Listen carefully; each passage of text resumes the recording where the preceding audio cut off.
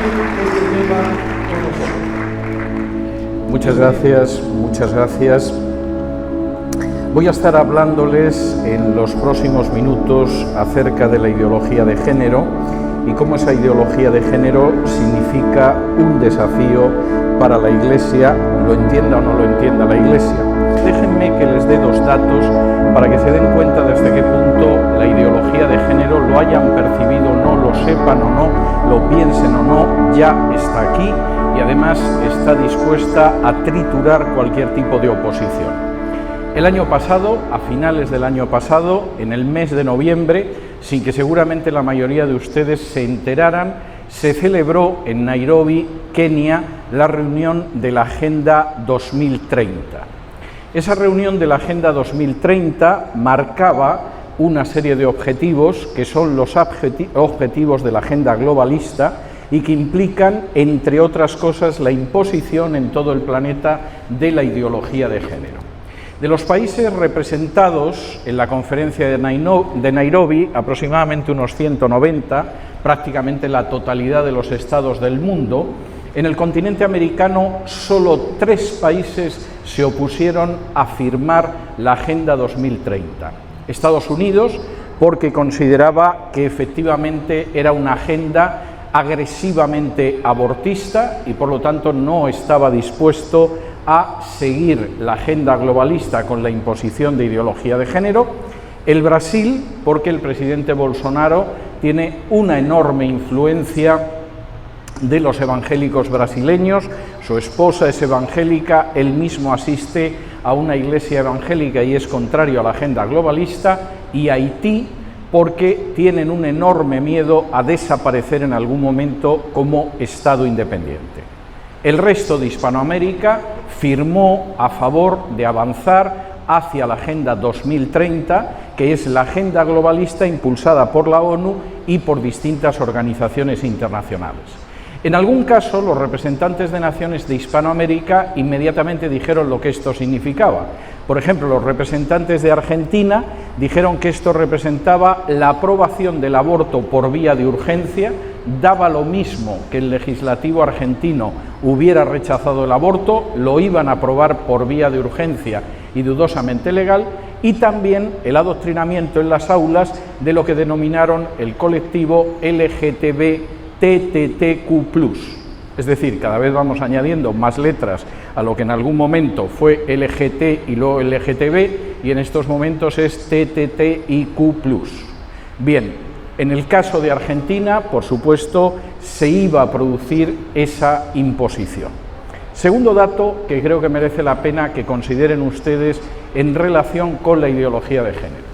El año pasado, por estas fechas, a inicios del año 2019, se celebraba en Bogotá, Colombia, una gran reunión, una macro reunión, una super reunión de las organizaciones gays, de las organizaciones homosexuales en Hispanoamérica.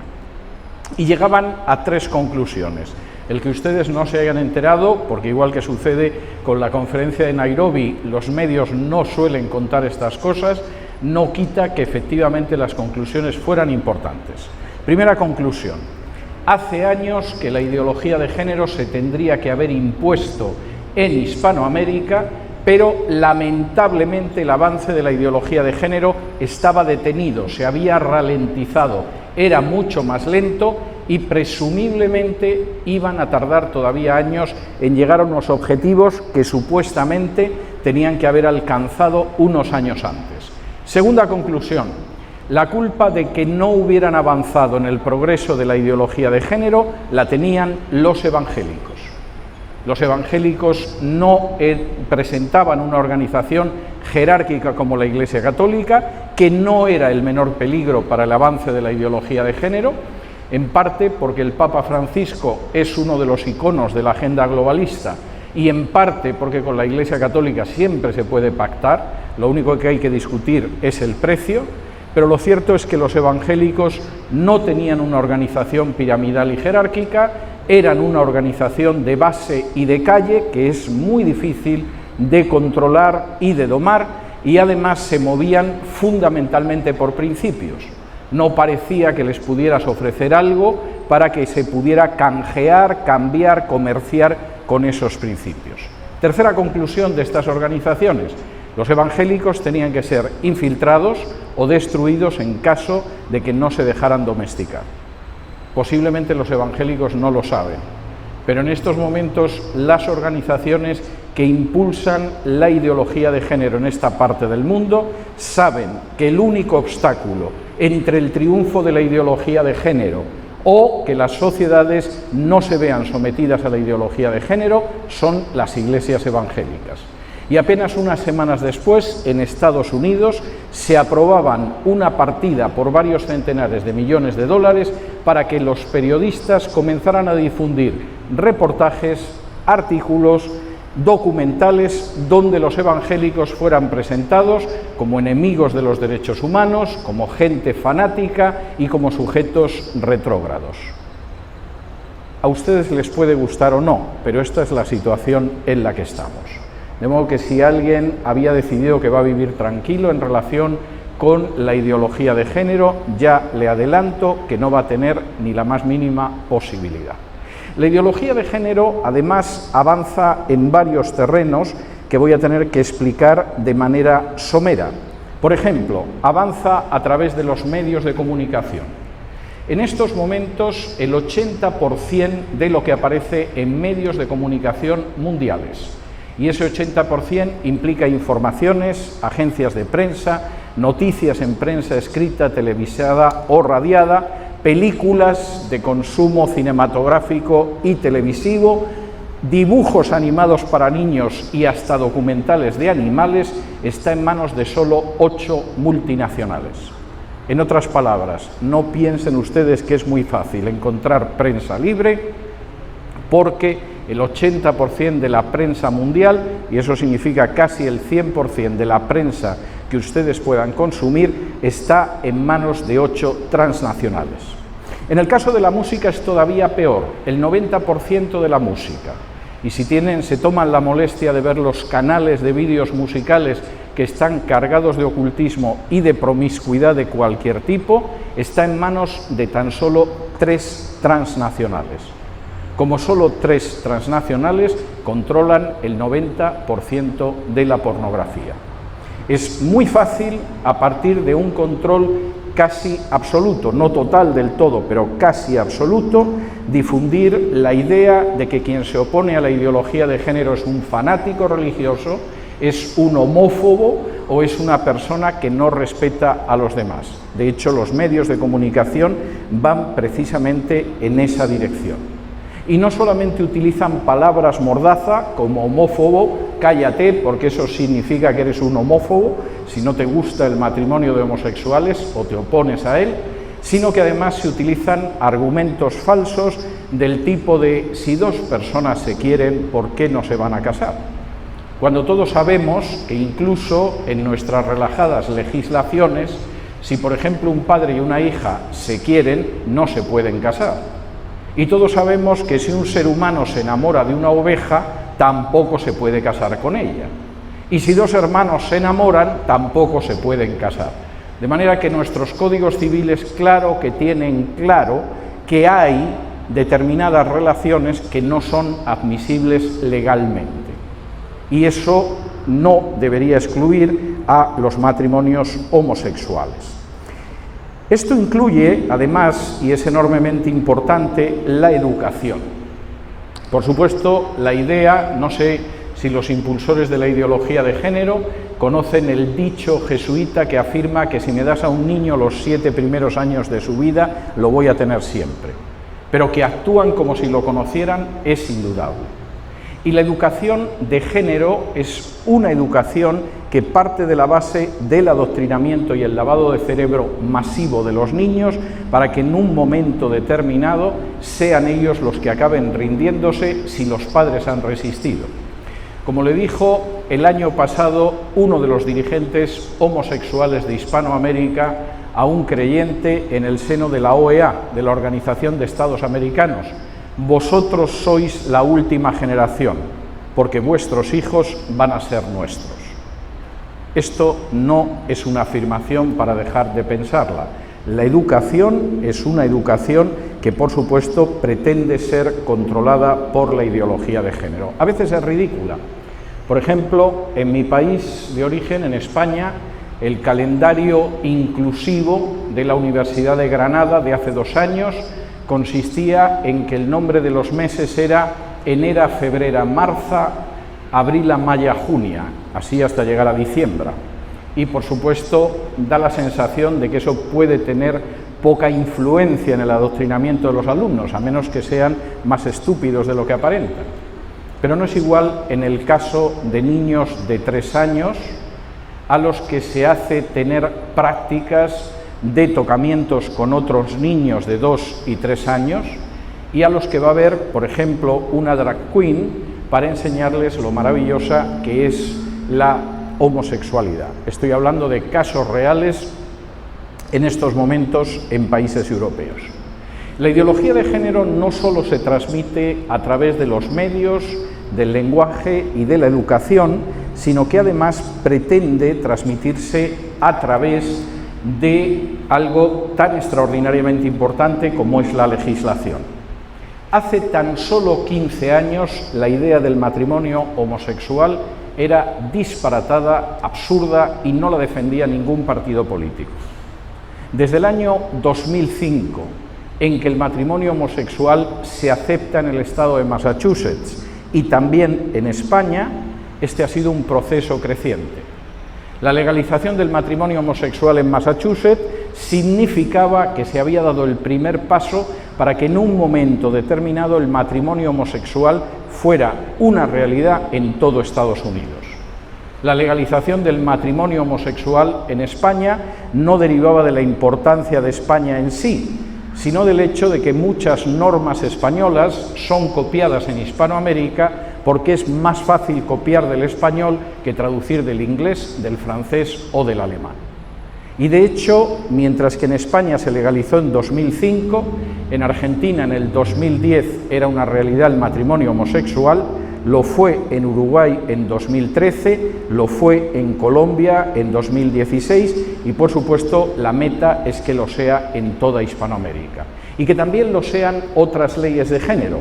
Por ejemplo, las supuestas leyes que destruyen la igualdad ante la ley o la presunción de inocencia, la creencia en que una persona es inocente mientras se demuestre lo contrario y que se llaman leyes contra la violencia de género. En España, por ejemplo, la misma agresión, si es cometida por una mujer contra un hombre, tiene la mitad de pena que si la comete un hombre contra una mujer. Pero además de desaparecer la igualdad ante la ley, el hombre tiene que demostrar que es inocente. Si se cursa contra él una denuncia por agresión de género, por la denominada violencia de género, tiene que demostrar que no es así porque lo cierto es que ingresa en prisión automáticamente, aunque no exista ni la más mínima prueba de que ha cometido un acto de violencia. ¿Ha servido esto para que desaparezca lo que los partidarios de la ideología de género llaman violencia de género? Pues no. La cifra de mujeres muertas en España se mantiene uniforme, aunque esta ley tiene más de una década. Las juezas españolas defienden el hecho de que más del 80% de las denuncias son falsas, son utilizadas contra el varón en casos de divorcio, de separación o simplemente de problemas domésticos. Y además, como la ley es una ley de violencia de género y no de violencia doméstica, no podemos atender a aquellas personas que son víctimas de la violencia en el seno de la familia y que son un hombre víctima de violencia homosexual, una mujer que es víctima de una pareja lesbiana, porque quien la ha agredido no es un hombre sino una mujer, y por supuesto los ancianos y los niños. De manera que las leyes de violencia de género son una realidad de pesadilla que está delante de nosotros, y tengo que decirles que esa imposición de la ideología de género va además relacionada con un avance cada vez mayor de la legalización de la paidofilia, es decir, reducir la edad mínima para tener relaciones sexuales con un menor. En estos momentos, en la mayoría de países europeos, se puede tener relaciones con un niño o una niña de entre 12 y 14 años. Pero algunos de los defensores de la ideología de género consideran que es una edad muy tardía y que sería mejor que se pudiera tener relaciones sexuales incluso con bebés, lo dicen literalmente. Y el argumento es uno de tantos argumentos de la ideología de género. Es decir, argumentos que suenan relativamente bien, pero que son absurdos. En este caso, ¿quién puede adiestrar mejor a un niño sexualmente que un adulto experto? Y naturalmente la respuesta es ¿por qué un niño tiene que ser adiestrado sexualmente por un adulto, experto o no, cuando dentro de su desarrollo físico y emocional no debería mantener relaciones sexuales? De manera que en términos legales ustedes no han empezado a ver ni siquiera lo que se avecina. Y esa ideología de género que se impone a través de los medios, que se impone a través de la educación, que se impone a través de la ley, es una ideología de género que también quiere imponerse a través de la infiltración en el cristianismo. La infiltración en el cristianismo discurre fundamentalmente a través de tres canales. El primero es la publicación de Biblias inclusivas o Biblias gays. Y alguno dirá, no puede ser que exista esa Biblia. Oh, por supuesto que existe. Y si se molestan en ir, por ejemplo, a la página de Amazon.com y escriben Biblia inclusiva, les saldrá alguna Biblia con un arco iris en la portada que mantiene la ideología de género. ¿Y cómo mantiene la Biblia la ideología de género? Pues exactamente igual que lo han hecho las Biblias católicas durante siglos. Ustedes compran una edición católica de la Biblia, van a Mateo 13, 54, 55, donde se habla de los hermanos y de las hermanas de Jesús, ven que hay una nota, la nota les lleva a pie de página y la nota les dice que los hermanos son todo menos hermanos y las hermanas son todo menos hermanas. Ustedes compran una Biblia inclusiva, van a Romanos 1, donde Pablo señala que la conducta homosexual masculina o femenina es uno de los signos del desplome moral del paganismo, y se encuentra usted una nota diciendo que lo que dice condenando la conducta homosexual masculina o el lesbianismo en realidad no significa ni la homosexualidad masculina ni el lesbianismo, exactamente lo mismo. Y no se venden mal, de modo que debe de haber gente interesada en impulsar la ideología de género infiltrando el cristianismo. La segunda forma de infiltrar el cristianismo es mediante la denominada teología queer. La palabra queer es una palabra muy fuerte en inglés, podríamos traducirlo como homosexual y nos quedamos ahí, pero la idea es que esa teología nos muestra que efectivamente la Biblia es un libro homosexual. Hugh William Montefiore, que es uno de los autores de teología queer, escribió un libro explicando que solo podemos entender a Jesús cuando sabemos que Jesús era homosexual. O, por ejemplo, Marcela Althaus Reid, que escribió un libro que se llama The Queer God, el Dios queer, sostiene que la Biblia está llena de bellas historias homosexuales. Y alguno de ustedes dirá, bueno, pero eso pasa con los anglos, que es gente que está un poco loca. Jamás podría suceder eso aquí. Eso ya está sucediendo aquí. Cualquiera que compre este libro, publicado por la editorial CLIE, una editorial que históricamente ha sido evangélica y conservadora, un libro que se titula El Evangelio Subversivo, subtítulo Comentario exegético social del Nuevo Testamento, va a aprender cosas que nunca pensó que estuvieran en la Biblia. Por ejemplo, va a descubrir que Pablo era homosexual. Y la razón por la que Pablo es homosexual es que siempre iba con hombres. Esto es mentira. Cualquiera que lea la lista de colaboradores de Pablo en Romanos 16 sabe que casi al 50% tenía colaboradores masculinos y femeninos. Pero el libro está muy interesado en que creamos que Pablo era homosexual. En este libro van a ustedes también a aprender que cuando Jesús curó al siervo del centurión, estaba curando al amante del centurión y por lo tanto Jesús bendecía las relaciones homosexuales. Y no solo eso, van a aprender que Jesús tenía un amante, no un amante como los que dicen que era María Magdalena, no, un amante que era el apóstol Juan, y todo el mundo sabía que era su amante y su novio. Hay que ver las cosas que descubre uno al cabo de los años. 2000 años de cristianismo y nunca se nos hubiera ocurrido que el siervo del centurión era homosexual, que Pablo era homosexual y que Jesús y Juan eran dos homosexuales que eran novios y lo sabían todos los apóstoles. No se nos hubiera ocurrido nunca porque semejantes blasfemias verdaderamente asquerosas y repugnantes no tienen la menor base bíblica. Pero este libro, editado por CLIE, sí lo sostiene. Y su autor, por cierto, es un misionero y es profesor en una facultad de teología. Claro que puede ocurrir aquí. La tercera manera, y esto es algo que en el Perú están ya en ello, la tercera manera en que la ideología de género puede entrar en las iglesias es a través de la entrada en organismos supradenominacionales.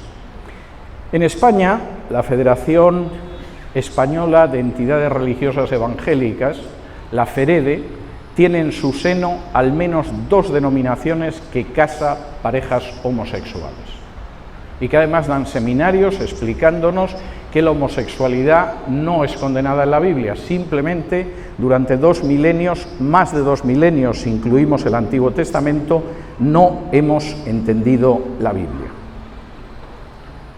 No crean que eso es algo que está lejos. Van a ver ustedes en Perú cómo de pronto aparecen clérigos diciéndoles que efectivamente lo que sucede es que no hemos entendido jamás la Biblia. Los textos que condenan las prácticas homosexuales en la Biblia no hablan de las prácticas homosexuales. También les adelanto que a veces las explicaciones son tremendas. Por ejemplo, he tenido que escuchar a alguna de estas personas diciendo que cuando Pablo condena la homosexualidad en Romanos 1, no está condenando la homosexualidad, sino las prácticas homosexuales de riesgo sin protección sexual. No sé dónde compraban condones en Roma, pero según esta gente, eso era lo que estaba condenando Pablo en Romanos 1. Y si no fuera tan sucio y tan triste, sería cómico.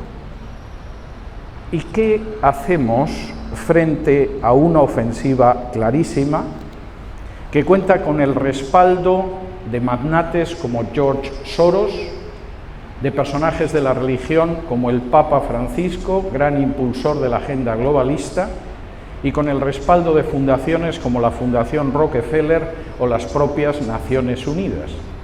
¿Cómo nos enfrentamos con algo así? Permítanme que les dé algunas reglas en los minutos que me queda sobre cómo nos enfrentamos con algo así. Primero, identifiquen las mentiras. El diablo es homicida y padre de la mentira. La caída de Adán y Eva estuvo relacionada con una mentira. ¿No es cierto que no podéis comer de ningún árbol? No, si podemos comer de todos menos de este. Y si comemos moriremos. No. Si comes del árbol serás como Dios y distinguirás lo que es bueno de lo que es malo. Si no distinguen ustedes las mentiras, si no saben discernir lo que son las mentiras, están perdidos. Y si de pronto leen un libro como este, por ejemplo, y llegan a la conclusión de que les está abriendo los ojos y saben lo que es ser bueno y ser malo, van a tener pésimas consecuencias. Identifiquen las mentiras. Segundo, no se dejen llevar por el miedo. Si me acompañan a Apocalipsis, capítulo 21, en Apocalipsis 21 aparece un pasaje que quizá no sea de los más leídos, ni sobre los que más se predica en nuestras iglesias, pero que a mí me parece enormemente revelador. Después de hablar de los nuevos cielos y la tierra, y de cómo aquellos que vencieren reinarán con Cristo y Él será su Dios y ellos serán sus hijos. Dice así en Apocalipsis 21:8. Pero los cobardes e incrédulos, los abominables y homicidas, los fornicarios y hechiceros, los idólatras y todos los mentirosos tendrán su parte en el lago que arde con fuego y azufre, que es la muerte segunda. Fíjense en el listado de los que van a ser despeñados al lago de fuego y azufre. Los primeros que son despeñados son los cobardes. A lo mejor si antes de leer este pasaje yo hubiera distribuido unos papeles para que ustedes escribieran quiénes son los primeros y los segundos que van a parar al lago de fuego, todos habían dicho los cobardes y los incrédulos. Pero por regla general la gente se queda sorprendida. Los primeros que van al lago de fuego y azufre son los cobardes y los segundos, los incrédulos. Los que se niegan a creer en el poder de Dios, en la potencia de Dios, en la providencia de Dios. Si quieren ustedes enfrentarse con la ideología de género, ustedes no se pueden dejar llevar por el miedo, porque los cobardes y los incrédulos son los primeros que descienden al lago de fuego. Allá por el año 2006-2007, recibí una llamada del presidente del diario en el que yo escribía entonces. La gente se cree que los directores de los periódicos son los que mandan en el periódico. No es verdad, siempre tienen a alguien por encima que dicta consignas. Y en este caso era el presidente del diario. Y el presidente del diario me llamó y me dice: mira, César, me ha llamado el presidente del gobierno, José Luis Rodríguez Zapatero, y me ha dicho que te eche del periódico. Y le dije: bueno, ¿y qué le has dicho? Y me dijo: no, ¿qué me dices tú? Y le dije: mira, ¿le puedes decir al presidente del gobierno que si espera que voy a decir que me parece bien el matrimonio homosexual, o que me voy a callar frente al proyecto que tiene para ampliar el aborto, o que me va a silenciar para que no hable de lo que pienso sobre la adopción de niños por parejas homosexuales, te vas a tener que buscar otro articulista? Me podía haber echado del periódico, todavía sigo escribiendo en ese periódico bastantes años después. Pero si me hubiera echado no me hubiera importado, porque es mucho más importante nuestra integridad ante el Señor que cualquier otro tipo de consideraciones. Yo sigo escribiendo en ese periódico, el presidente del gobierno dejó de serlo hace mucho tiempo.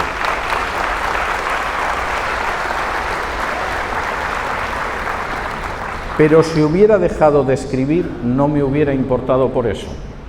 Yo creo lo mismo que los 3 jóvenes le dijeron a Nabucodonosor: nuestro Dios tiene poder para salvarnos del horno ardiente, pero si por lo que sea no nos salva, que sepas, oh Rey, que nosotros no nos inclinaremos ante tu imagen. Y en esta lucha contra la ideología de género, no sabemos si el Señor nos va a librar o no de tribulaciones, pero lo que tenemos que tener claro es que no vamos a doblar la rodilla jamás ante ella.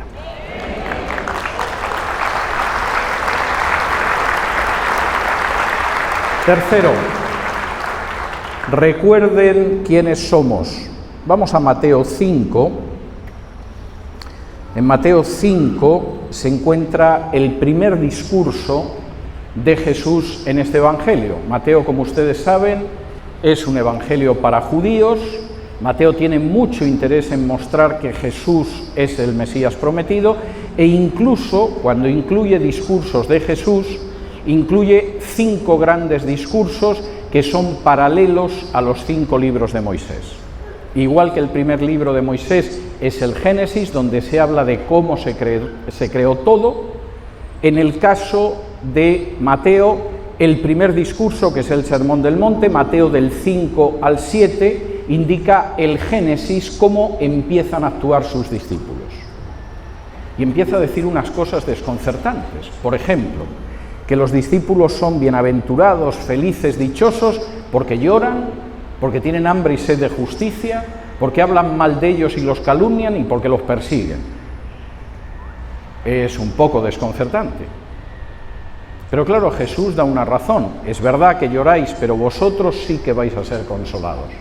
Es verdad que tenéis hambre y sed de justicia, pero vosotros seréis saciados. Es verdad que hablan mal de vosotros por causa de mi nombre, pero vosotros tendréis la recompensa de los profetas. Eso es lo que os diferencia de todos los que hayan podido llorar, hayan podido tener hambre y sed de justicia y hayan podido ser perseguidos a lo largo de la historia, porque vosotros, a diferencia de ellos, sois mis discípulos y sois felices, sois dichosos y sois bienaventurados.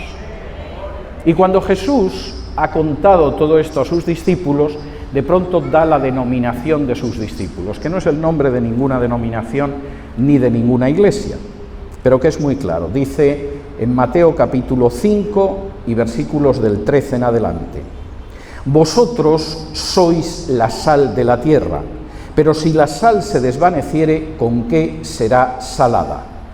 No sirve más para nada, sino para ser echada fuera y hollada por los hombres. Vosotros no sois una marca más de sal en esta tierra. Y la sal no solo es un elemento para cocinar, la sal fundamentalmente es lo que impide que una sociedad se corrompa, se pudra, se eche a perder, que era para lo que servía la sal en la época de Jesús. Todavía cuando los españoles llegaron aquí en el siglo XVI, pudieron llegar porque sus alimentos estaban salados y no se corrompían en la travesía del Atlántico. Y Jesús dice: aquellos de vosotros que me seguís sois no una sal, la sal de la tierra. Y por lo tanto tenéis que salar y evitar que esa sociedad se corrompa, se pudre y se eche a perder. ¿Y qué sucede si preferimos quedarnos en el salero? Porque se está mucho mejor dentro de la Iglesia que dedicándonos a evitar que se corrompa la sociedad. ¿Qué sucede si pactamos con la gente de fuera? Tú estás en tu mundo perdido y yo estoy en mi mundo de redimidos. Jesús dice: cuando la sal hace eso, nunca consigue la paz.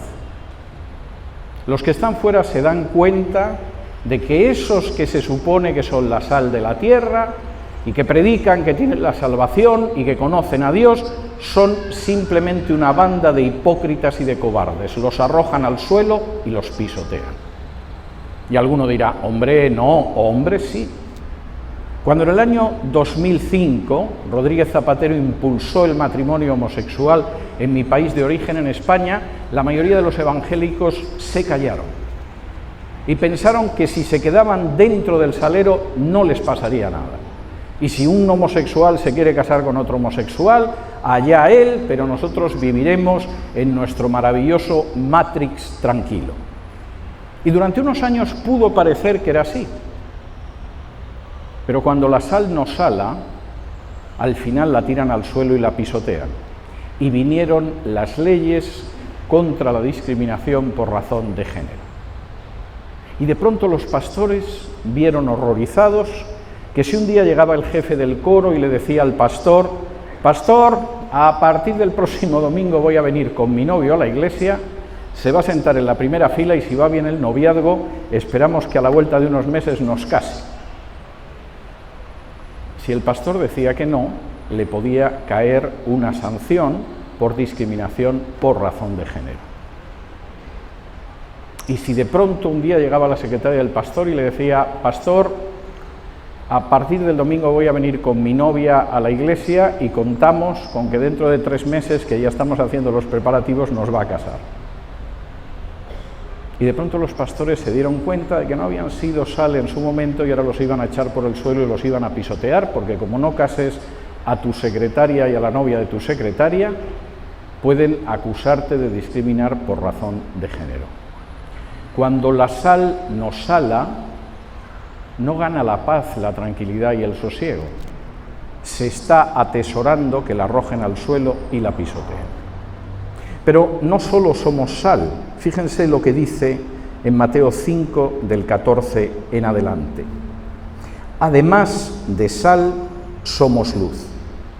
Vosotros sois la luz del mundo. Una ciudad asentada sobre un monte no se puede esconder, ni se enciende una luz y se pone debajo de un almud, sino sobre el candelero y alumbra a todos los que están en casa. Así alumbre vuestra luz delante de los hombres, para que vean vuestras buenas obras y glorifiquen a vuestro Padre que está en los cielos. Vosotros no sois una luz más, no formáis parte de una estantería en un supermercado de luces donde está la luz islámica, la luz mormónica, la luz budista y además la luz cristiana. No, vosotros sois la luz del mundo. Y si esa luz, en vez de colocarla de tal manera que ilumine a esa sociedad en tinieblas, la colocáis bajo una cobertura, lo que va a suceder es que esa sociedad que está en tinieblas no dejará de tropezar y darse golpes y acabará cayendo y partiéndose la crisma. Y hay bastantes ejemplos en la historia del Perú de cómo la sociedad se ha partido la crisma, igual que en otros países. Tenemos que recordar quiénes somos. No podemos dejarnos engañar, tenemos que ser valientes y no tener miedo, y tenemos que recordar quiénes somos. Cuarto, tenemos que considerar el final de la historia y que cualquier batalla que libramos es una batalla a largo plazo. Si me acompañan ustedes a Hebreos, capítulo 12, aparece un texto que espero que guarden en sus corazones después de que yo termine esta exposición. La carta a los Hebreos es una carta maravillosa. El autor de la carta a los Hebreos se encuentra con unos judíos que se convirtieron, pero ha ido pasando el tiempo, el templo sigue celebrando sacrificios, se ve los sacrificios, el edificio inmenso, aquí no cambia nada. Jesús murió hace años, murió hace décadas y parece que estamos igual. Se puede ver la pompa del templo todavía. Y el autor de la carta a los Hebreos empieza a escribir a esa gente y en el primer capítulo les dice, ojo, Jesús no era solo un hombre, era el propio Dios. Dios ha hablado en Hijo. Capítulo 2, era un hombre, pero un hombre distinto de cualquier otro hombre. Y a partir del capítulo 3 va mostrando cómo el sacrificio de Cristo realizado una vez por todas es superior a todo tipo de sacrificios y anuncia que eso que ahora estáis viendo está ya condenado, le queda poco. Cuando os queráis dar cuenta, Jerusalén y el templo serán un montón de ruinas. Y entonces el autor de la carta a los Hebreos llega al final y en el capítulo 11 dice, tenéis que tener en cuenta que tenéis que ser gente de fe. Y empieza a hablar de algunos ejemplos de fe que son estupendos, ¿no? Moisés, que sacó a los israelitas de Egipto, aquellos que vencieron ejércitos, etcétera, etcétera. Y en un momento determinado llega a otro tipo de gente que también fueron héroes de la fe, pero mira, no es el ejemplo de fe que nos gustaría a algunos.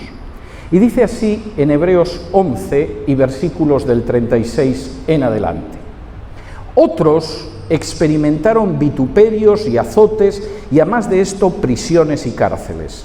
Fueron apedreados, aserrados, puestos a prueba, muertos a filo de espada, anduvieron de acá para allá cubiertos de pieles de ovejas y de cabras, pobres, angustiados, maltratados, de los cuales el mundo no era digno, errando por los desiertos, por los montes, por las cuevas y por las cavernas de la tierra. Hubo héroes de fe que nos gustaría haber estado presente, a lo mejor haber sido ese héroe, ¿no? De pronto rodean Jericó tocando las trompetas y se caen los muros. De pronto aparece el gigante Goliat, le pegan una pedrada en la frente y efectivamente el gigante se desploma. Pero el autor de la carta a los Hebreos dice, no siempre es así. Hubo algunos que los que experimentaron fueron insultos y golpes. Hubo quien estuvo en la cárcel. Hubo quien tuvo que exiliarse. Hubo quien vivía en una situación tan miserable que solamente se podía vestir con pieles de ovejas. De esta gente hay que decir, versículo 38, que el mundo no era digno de ellos.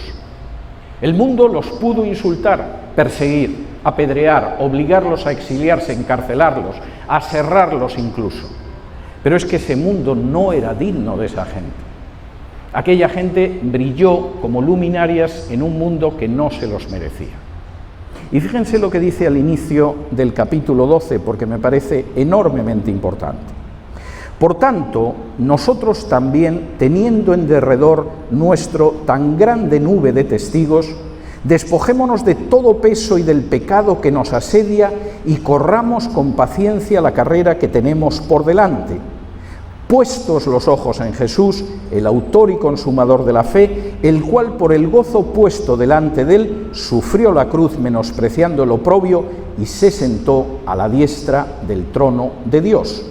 Considerad aquel que sufrió tal gran contradicción de pecadores contra sí mismo, para que vuestro ánimo no se canse hasta desmayar, porque aún no habéis resistido hasta la sangre combatiendo contra el pecado. Esta vida es una carrera, y es una carrera de fondo, no es una carrera de aquí a la puerta como la que voy a tener que hacer yo en cuanto que acabe la predicación. Es una carrera que puedo más o menos soportar. Esta vida es una carrera de años. Y el autor de la carta a los Hebreos dice, en esa carrera tenéis que correr con paciencia, porque no es una carrera de los próximos 6 meses, hasta las próximas elecciones presidenciales o hasta que el niño se case.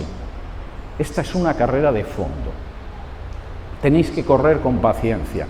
Y para correr con paciencia tenéis que actuar como Jesús, que sabía que estaba la cruz enfrente, pero sabía lo que había detrás de la cruz, y detrás de la cruz estaba la tumba vacía y estaba a ser ascendido en gloria hasta el Padre. Vosotros fijaos en el ejemplo de Jesús y daos cuenta de que detrás de esta carrera que ahora corréis hay algo glorioso que os está esperando. Y si os quitáis de encima el pecado, como cualquier corredor se quita cualquier peso, y tenéis la mirada fija, y administráis el aliento mientras estáis corriendo y sois pacientes y recordáis a Jesús, llegaréis a consumar esa carrera. Y por cierto, quiero recordaros que ninguno de vosotros hasta el momento ha visto cómo se derramaba su sangre. Es tremendo lo que dice, pero es verdad. Si ustedes quieren enfrentar esa situación, necesitan identificar la mentira, necesitan no dejarse llevar por el miedo, necesitan recordar que son sal y luz y tienen que considerar que la historia tiene un fin y que ustedes, corriendo, puestos los ojos en Jesús con paciencia, alcanzarán esa meta, por muy grande que sea el adversario. A finales del siglo XVIII, un muchachito de una familia acomodada, no es que fuera una familia rica, pero sí era una familia acomodada, en Inglaterra, se convirtió escuchando a un predicador metodista. Y los amigos llegaron a la conclusión de que era una tontería que se le pasaría. Bueno, a Will le ha dado por la religión, como hay quien le da por cazar patos o por pescar truchas, ya se le pasará. Pero iban pasando los años y a Will no solamente no se le pasó el enamoramiento que sentía por Jesús y por el Evangelio, sino que además empezó a pensar en cómo transformaba la sociedad en la que vivía con la luz del Evangelio. A lo largo de su vida hizo muchas cosas. Por ejemplo, creó la primera sociedad protectora de animales de la historia. Pero lo más importante fue cuando en un momento determinado cayó en la cuenta de que era una vergüenza que existiera la esclavitud y que había que terminar con la esclavitud. Y entonces los comentarios fueron tremendos. Mira, no entres en el tema de la esclavitud, que Abraham tuvo esclavos, incluso hasta tuvo una hija con una esclava, tú deja a los esclavos que sigan recogiendo algodón y tabaco. Había quien era más sensible y decía, es verdad, capturar a un ser humano en África y llevarlo a trabajar a las Antillas es verdaderamente un crimen. Pero mira, es que el daño que puedes hacer a la economía de este país, como acabes con la esclavitud, es terrorífico. Había otros que decían, mira, es cierto lo que dices y es inmoral, pero estamos en guerra con Napoleón y no podemos perder la guerra contra Francia y no podemos perder los ingresos que vienen del tráfico de seres humanos. Es triste, pero la vida es como es. Y William se convirtió en una voz aislada en medio del Parlamento que machacaba continuamente diciendo es una vergüenza tener a un ser humano como se tiene un objeto y una cosa. y no lo escuchaba nadie, era simplemente un testimonio. Pero poco a poco, aquella voz fue prendiendo en otras denominaciones. Los primeros, los cuáqueros. Los cuáqueros habían dicho siempre que si alguien tenía esclavos, los comulgaban, de manera que inmediatamente se sumaron a William. Y después vinieron los metodistas, porque a fin de cuentas era un hermano dentro de la denominación. ¿Cómo es que no lo hemos escuchado? Y luego se sumaron los bautistas y los anglicanos, y en un momento determinado el clamor era tan grande que primero se declaró abolida la trata de esclavos y después la esclavitud.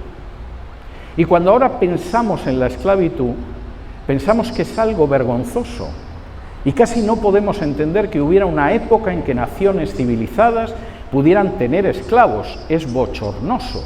¿Cómo pudo suceder? Yo sueño con que habrá una época en que miraremos hacia el pasado y recordaremos que había gente que defendía la destrucción de los fetos en el vientre de las madres, y nos avergonzaremos de que hubiera gente así y daremos gracias a Dios porque el aborto es una cosa del pasado. Y sueño que habrá un momento en que habrá gente que dirá: ¿cómo es posible que impulsáramos una agenda de género yendo contra la familia? Se nos cae la cara de vergüenza de que nuestros antepasados pudieran hacer eso, y damos gracias a Dios porque en estos momentos nuestros gobiernos lo que defienden en primer lugar es la familia. Y sueño con que habrá una época en que podremos mirar todas y cada una de las atrocidades de la agenda globalista y de la ideología de género y diremos: es una pesadilla que pasó. Es algo que debe avergonzarnos de lo que hicieron nuestros antepasados, pero es algo por lo que podemos dar gracias a Dios, porque corresponde a tiempos que ya pasaron y que jamás volverán. Hermanos, el que está en nosotros ha vencido al mundo, y el que está en nosotros es más poderoso que el que está en el mundo. Y no nos vamos a quedar dentro del salero. Vamos a ser la sal de la tierra. Vamos a cumplir con el glorioso privilegio de ser la luz del mundo. Y un día podremos recordar y contar a nuestros hijos y contar a nuestros nietos que, a pesar de que la correlación de fuerzas decía que no podíamos enfrentarnos, igual que el pequeño David, veremos caer al monstruoso gigante, porque Dios está con nosotros. Que el Señor los bendiga. Muchas gracias.